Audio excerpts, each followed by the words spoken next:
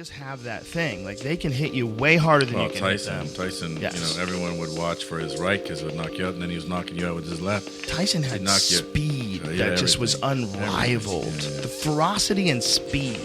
And the ruthlessness of it. Like, if you watch the Marvis Frazier fight. Him in his prime, when he was still up in Vermont and, Cus D'amato. Brian, pull up the Marvis Frazier fight. Pull up Mike Tyson versus Marvis Frazier. Because in my opinion, this was the scariest I've ever seen a human being be in my life. Right. I remember I was like, I think I was probably like 18 or something. I was watching this at home on TV, and Tyson just destroyed Marvis Frazier in the most violent fight I had ever seen in a boxing match. And I thought to myself back then, I was like, if there's one person that would be the most terrifying person to be encountered with, it would be Mike Tyson, like that's ever lived. Watch this fight. I mean, Marvis Frazier was like a top heavyweight contender, and Tyson just stepped to him and just started fucking blasting him.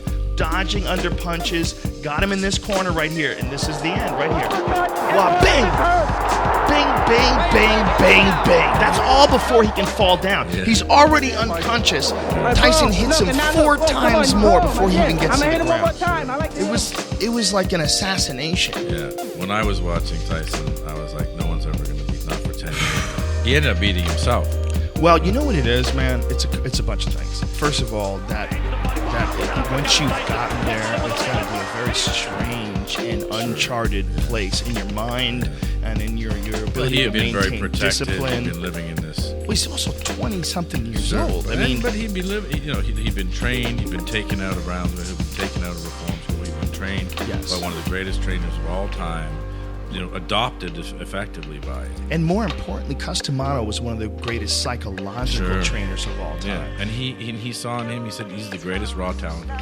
And Cus D'amato would say things that to this day, you can have a short, precise point that an athlete can digest and take with him as he steps out of the locker room and into the ring that actually can help. If you do it because I said it, you're a fool. You got to do it because what I said was right. That's what you got to do it for.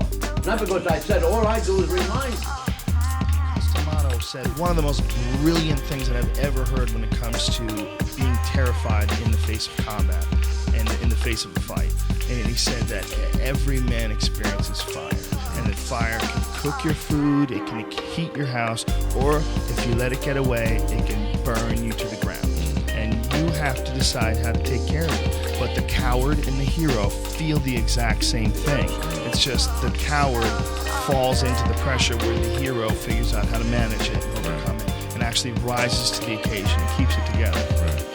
So for Cus D'amato, he had studied psychology and he had studied so many aspects that are crucial to success in that crazy, isolated type of a sport.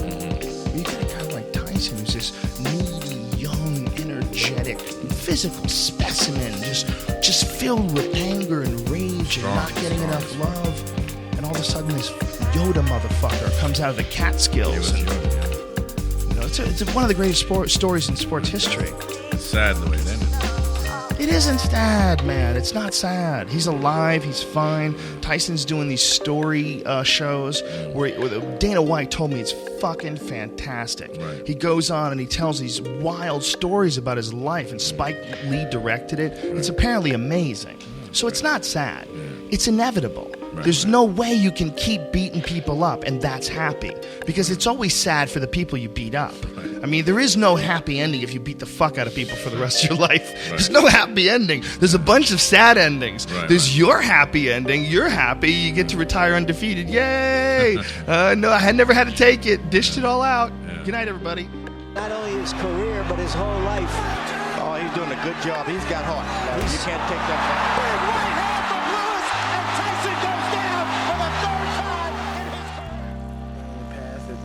The history, and what I'm gonna do in the future is a mystery.